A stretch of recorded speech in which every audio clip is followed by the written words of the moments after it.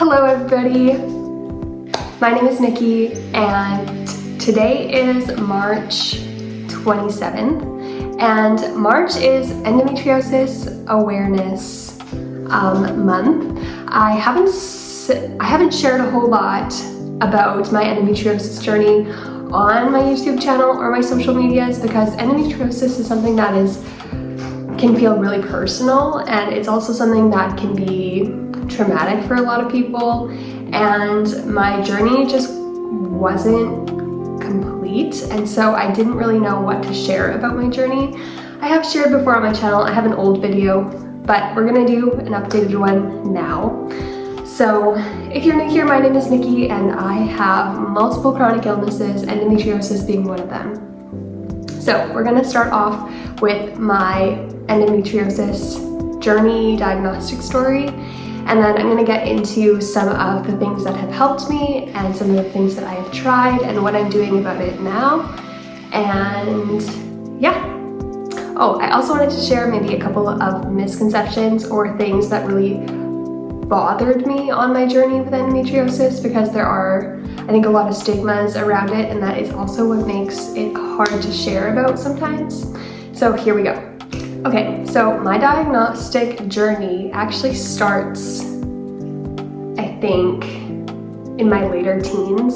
So for me, I only got my first period when I was like 14, almost 15, and honestly, I had the perfect period. I had basically no cramps. I only knew that I had my period when I started bleeding.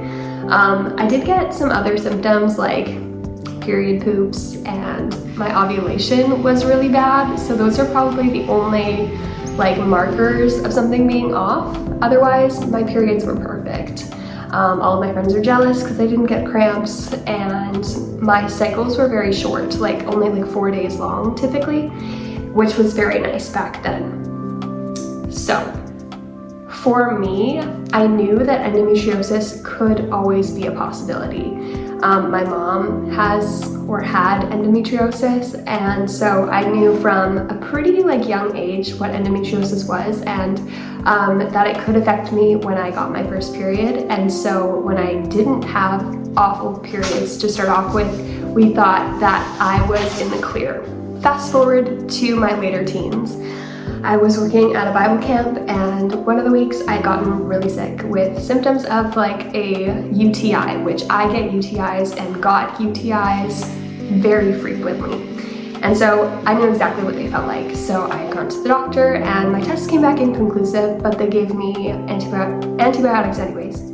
I continued to get sicker, and so they as in the camp team, sent me back to the doctor for further testing. And so I had my mom meet up with me at the doctor, and I'm very, very glad that I did, because that day would change the course for me forever.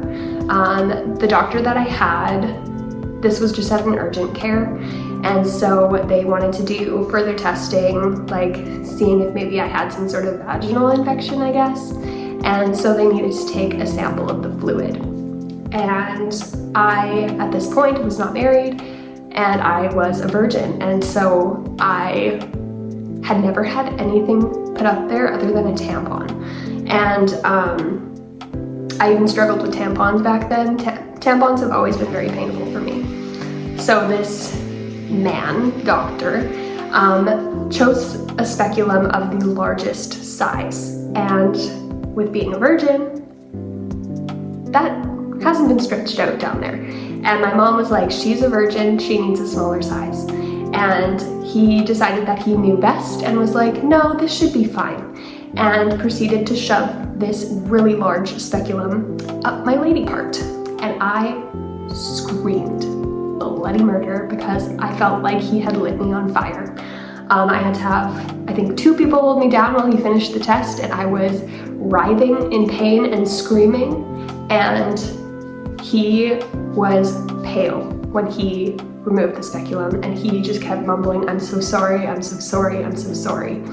And he knew that he had messed up, and I knew that he had messed up, because after that test, I had bleeding for a week, and I had constant pain after that. So that's kind of where my story starts. My periods after that became a lot heavier. My cramps became more persistent. I didn't just have cramps on my period, I had cramps all the time. And I would also just have episodes of getting really sick with no related cause other than maybe inflammation. It would feel like I would get like gastric pain, and then I would get diarrhea, and then sometimes I had blood in my stool, and I would feel like vomiting and like passing out and all of these things, and I wasn't on my period. But now I think I can say that I was ovulating during those times, because it's happened a couple times more during ovulation now that I know what my cycle looks like. And so in, I think it was 2019, I was now having consistent pain and had seen my first gynecologist, and they had done an internal test on me, and even just a small internal test was excruciating for me. And I was clinically diagnosed with endometriosis then, and I was also clinically diagnosed with vaginismus and vulvodynia. So if you don't know what those conditions are, they can come hand in hand with endometriosis. It's where basically your body is sending pain signals where there shouldn't be any pain, and it can also cause contractions like without you controlling them. So your pelvic floor can just be contracting and spasming and causing more pain. And so I now had clinical diagnosis of this, but the gynecologist that I was seeing was very pushy on birth control, and at that point I wasn't willing to try birth control. Sorry, my dog is being crazy over there. And so I requested a second opinion. So I went for a vaginal ultrasound, also felt like I had been lit on fire, and waited for my second opinion. Fast forward to seeing this second opinion, and she also clinically diagnosed me with endometriosis, and she seemed really kind about my experience and was not pushy about birth control, but was very kind in letting me know my options, and so I was more willing to try birth control under her than I was the other person. And so I did try a birth control called Norlutate, and she also put me on something called gabapentin to help with nerve pain. I only did the Norlutate for about 3 months, and it was the worst experience I have had. I am not someone who struggles with depression or mood type symptoms, I guess, and I had only that when I was on this birth control, and got to a really, really dark place where it was actually really scary, and I came immediately off of birth control because I did not want to be dealing with that. And so I decided to try something called bioresonance therapy, and I did that leading up until my surgery. But now that I was off of birth control, I also came off gabapentin because I wasn't noticing a difference in my pain, and so I just decided to come off of it. So at that point, all that I was doing for my pain was like 24/7 heating pads. I always had a heating pad on, usually like a microwavable one, so I was making trips to our kitchen at work multiple times throughout the day to heat up my heating pad. And my periods at this point, they were really bad, but I wasn't yet incapacitated.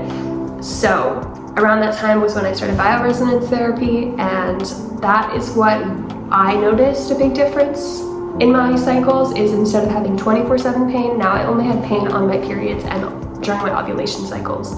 So basically for bioresonance, I went, sometimes I went every other week, and sometimes I went every week, depending on how bad we thought I was doing. And with bioresonance therapy, if you don't know what that is, basically it is using electromagnetic type waves, and you're connected to this machine. You have your hands on metal bars and your feet on metal plates, and over the course of 2 hours it runs these period type cycles, endometriosis cycles, and frequencies against your body.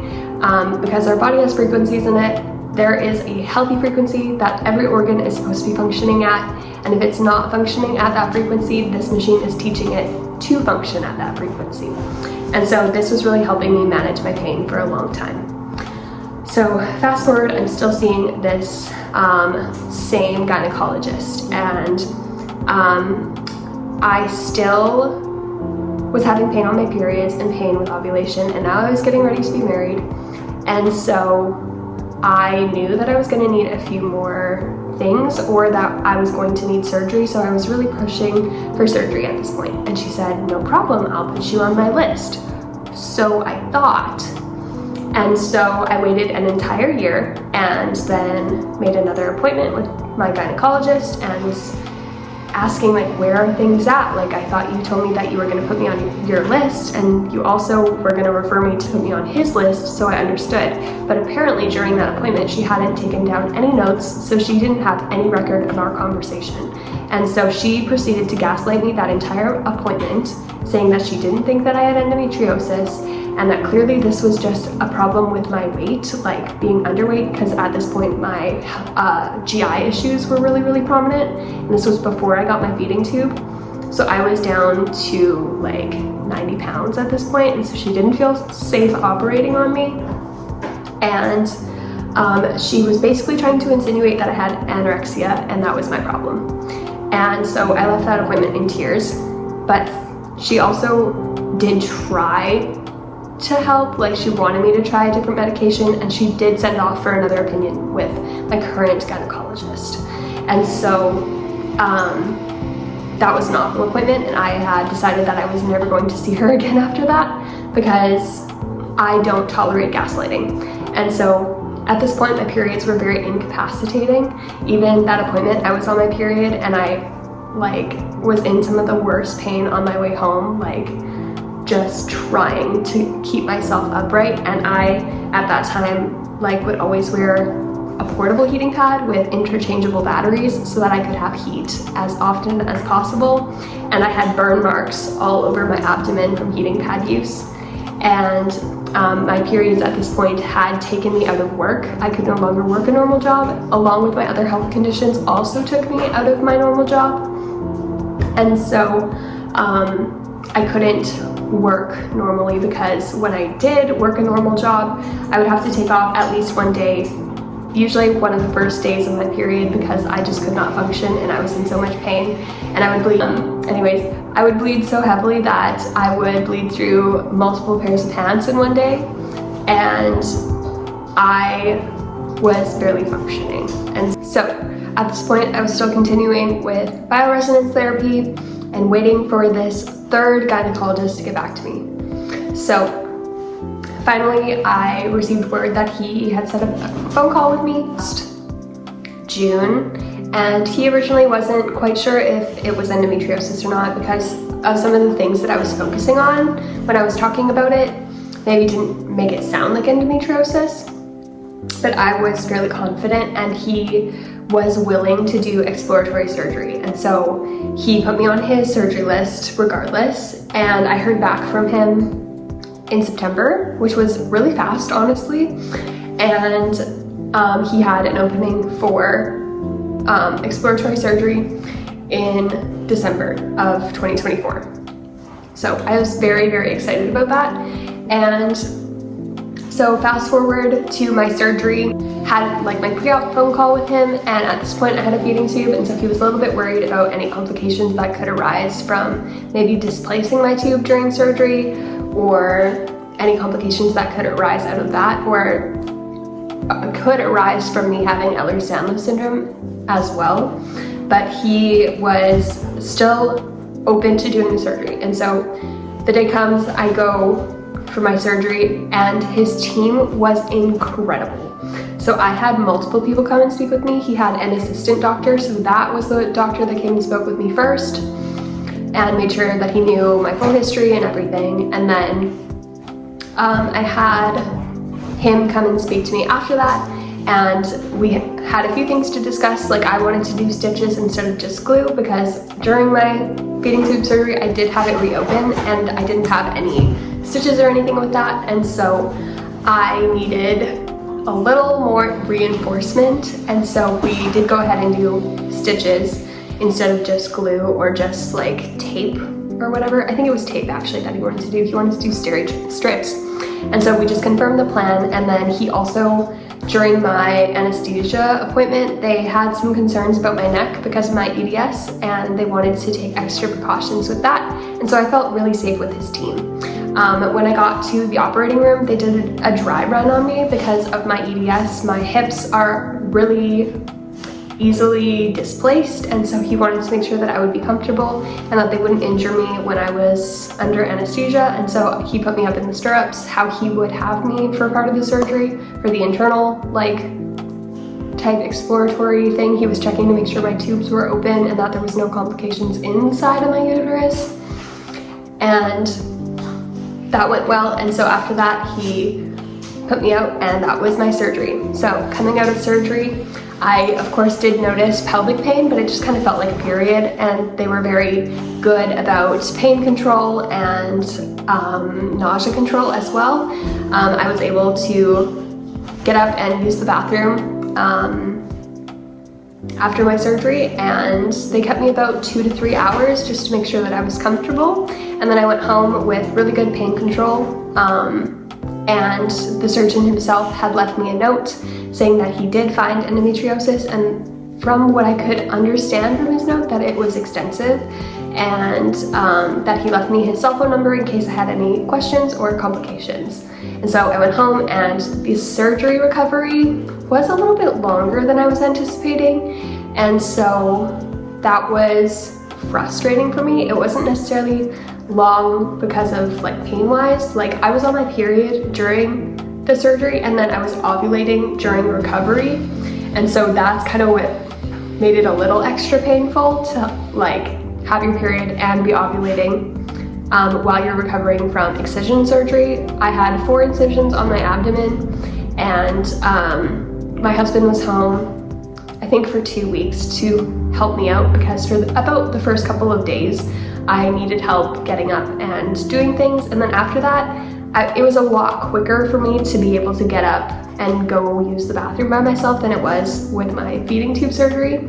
And so pain-wise, pain was well controlled, but I found that my energy levels were like garbage. I would do one small thing like get up to use the bathroom or get up to get water or something, and I would be exhausted and would need a nap, and I just had no energy for anything for like 3 months. So we're like almost in April at this point. So I only started to have more energy now in March, and it's still not quite where it was, but I did have my follow-up with him beginning of February, I believe, and he said that my surgery went well and that he did find endometriosis. He diagnosed me with stage 1, which basically means that even though it was extensive, like it was in multiple spots, it wasn't like huge areas, it was just small localized areas in multiple spots. So the areas that I had endometriosis were, I had it clearly like on my ovaries and in my pelvic cavity. I had it on my rectum, I had it on my intestine, I had it on my bladder, I think like on my vaginal wall as well. And so, sorry, there's a loud truck. So yeah, that's like all the locations that he found endometriosis on me, and he showed me all the pictures and everything like that, and then wanted to make a plan for moving forward. He wanted me to start on a birth control, and I had originally said yes, but there is an allergen in the birth control that he requested, and so I'm holding off for now. So that is my complete diagnostic history of endometriosis. From start to finish, to actually get a surgical diagnosis of endometriosis took, I guess, like about 5, maybe 6 years. So I had a clinical diagnosis for multiple years, but only fully got diagnosed in like at the end of 2024. So, what are tools and therapies that I did to help control my endometriosis pain? So I already mentioned that I did bioresonance therapy. I also did pelvic floor therapy leading up to my surgery from like 2022 until surgery. And so we were trying to work on my pelvic floor, we were trying to work on the tightness and try to get my vaginismus and vulvodynia under control. And I wasn't able to progress in pelvic floor therapy because of the pain that it caused me. My POTS was also like out of control at this point, and so any like diaphragm type breathing, I would see stars and feel like passing out, and my heart rate would be really high, and so we couldn't do really long sessions. And then my body was just kind of in a storm as well, with my GI issues and everything, and so I just couldn't progress at that point.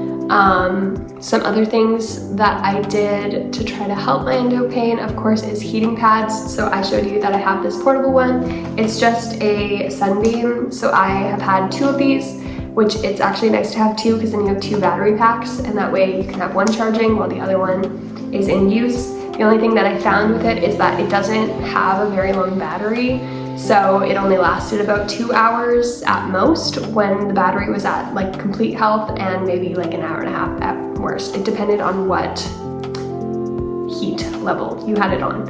So it has 3 heat levels, and I usually used it on the 2nd level because I found the 3rd level was way too hot, which isn't a bad thing when you're in a ton of pain, but it is not good for your skin.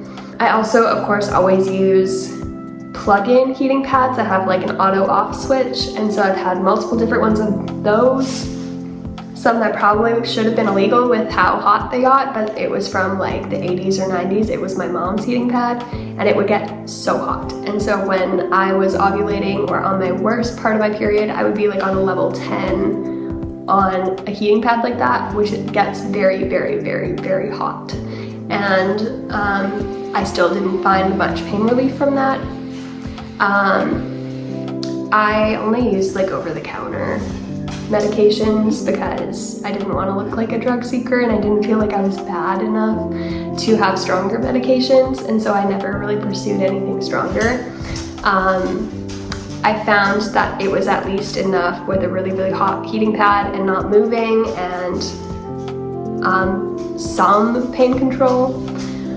And some other things that I've tried would be this like CBD cream. I found that it kind of took the edge off. And during pelvic floor therapy, I used this like cream that was made for me. It's to go on your lady parts and make it numb. And then also like internal vaginal suppositories, because during pelvic floor you are doing internal stretching, and that can be very painful. And so I also found those to be very helpful. Otherwise, there just wasn't a lot. Like bioresonance for me was the most helpful, and everyone's journey is different.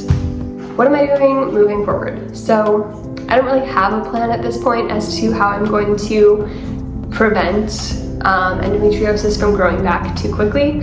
I'm open to birth control. I'm an absolute no to any like hormone therapy. Like anything like Lupron or Orilissa is absolutely off the table for me because of I don't feel comfortable with it with my EDS because of the joint pain that I already have. Every person that I know who has done Lupron or Orilissa have long-term joint pain from coming off of it, and I don't need worse joint pain. Another no for me is any like Mirena IUD or anything like that, because I'm just not interested in that. I've heard a lot more horror stories than I have heard good stories, and also with my EDS, I'm worried about it coming dislodged and lodging itself where it's not supposed to be. I understand that that's maybe very uncommon, but I just am not interested in taking that chance, and I've decided it's not the best way to treat endometriosis for me. I'll probably continue with bioresonance therapy. I was told to do it now just twice a year as a like maintenance dose of bioresonance therapy. The only thing is bioresonance therapy is not covered under any insurance, and it's very expensive, and so that's all coming out of pocket. And so I haven't yet gone back to that, and I'll decide whether or not I'm going to go back to that if I need it. And then I have already started back at pelvic floor therapy, and I have already noticed a huge difference in how things were before surgery versus after. I have a lot less pain and we're able to do a lot more work with stretching and stuff like that. I have also noticed a huge difference in my vaginismus and vulvodynia. So I'm guessing because I had so much like endometriosis tissue like in between my vaginal wall and my like rectum, so like down there, it was probably causing a lot more nerve pain and symptoms of vulvodynia and vaginismus, that now I don't have as much pain from either of those things anymore. And other than that, that's all. Unfortunately, endometriosis is just kind of difficult to treat, and like the only thing that like I have found that helps is bioresonance, and it's not even like FDA approved here in Canada. It's just something that I have found to be beneficial. But we're gonna get into some of the things that I wish that I knew about endometriosis and some of the things that are like misconceptions about it, I guess.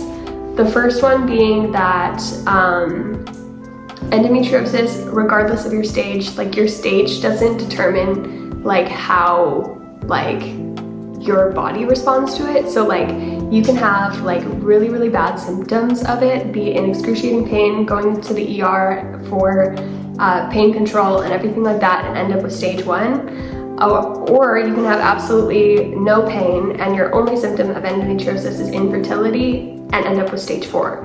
And so your symptoms don't correlate with your stage necessarily. Which I think a lot of people, when they hear, oh, you only have stage 1, they think, oh, you're not that bad.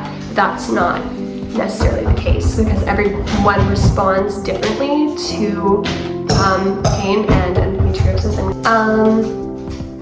The other misconception, I think, or something that a lot of gynecologists don't agree with, is that endometriosis can be dormant. And so you can have a period and a couple of periods and maybe a couple years worth of periods without blatant pain or endometriosis type symptoms, but then later on down the line end up having endometriosis. So I think there is something called silent endometriosis. Don't quote me, this isn't a facts video. I'm just sharing things that I have read somewhere. I'm not linking anything, so you can do your own research. And I might be wrong, but what I have researched is that it can like be silent. And so I could have had endometriosis to begin with, like at the very start of my first period, but it just may have been silent. And so something like that experience that I had with that doctor could have triggered the pain to start for me. Things that I wish that I knew. Honestly, I wish that everybody knew about bioresonance therapy, and I know that it may not work for everybody. I know other endo people who have tried it and it didn't work for them, but it did work for me, and so that's something that you should look into maybe, like to see if you have any bioresonance in your area. It's a more natural route to go instead of doing birth control, and so I found it to be beneficial. I'm not telling you that it will work or that you should 100% do this. I'm just saying look at your options. Birth control and like hormone therapy, although they can be helpful for a lot of people, it's often just a band-aid. And so look into your full options when it comes to your endometriosis care. And another thing that I want people to know about endometriosis is that excision surgery is definitely gold standard for taking care of your endometriosis, because it like actually cuts out your endometriosis, versus ablation. It just burns the site and doesn't get the roots, and so it's very important to get the roots, otherwise your endometriosis will come back a lot faster. And another thing that I wish that people knew is that diagnostic imaging for endometriosis doesn't always find it. The only way to fully find it is to do an exploratory surgery, because it doesn't always show up on scans. So you could still have stage 4 and it just not be seen on an MRI or an ultrasound. So don't dismiss yourself or your symptoms just because it didn't show up on a scan. I've had people even get surgery and doctors tell them that there is no endometriosis when it was very clearly there. So, something that I just wish that doctors understood is how painful like endometriosis truly is. I know right now there's like research coming out from Australia that like endometriosis actually isn't that painful or actually isn't that bad. And I think all of us endo girlies can say that they're wrong, because endometriosis is one of the most painful conditions in the world, and so we know that it's painful and our pain is very real. And I wish doctors understood that and wouldn't just see us as drug seekers. There's definitely more that I could share that I wish people would know, but there's just only so many things that I'm comfortable with sharing at this time, because there's a lot of family in this, on this channel, my family, and there's just things that I'd rather not share on the internet, especially if family members are watching, because it can make a family gathering really awkward. That's all that I'm gonna be sharing about my endometriosis journey. I hope that it was helpful for you. I hope that if you're experiencing symptoms of endometriosis, that you're able to find a gynecologist who is helpful for you. And just because the first doctor says it's not, doesn't necessarily mean that it's not. Anyways, don't forget to give this video a like. And if you would like to continue to follow my journey, I would love to have you, and you can do that by subscribing down below. I post every Thursday, so I'll see you guys next week. Bye!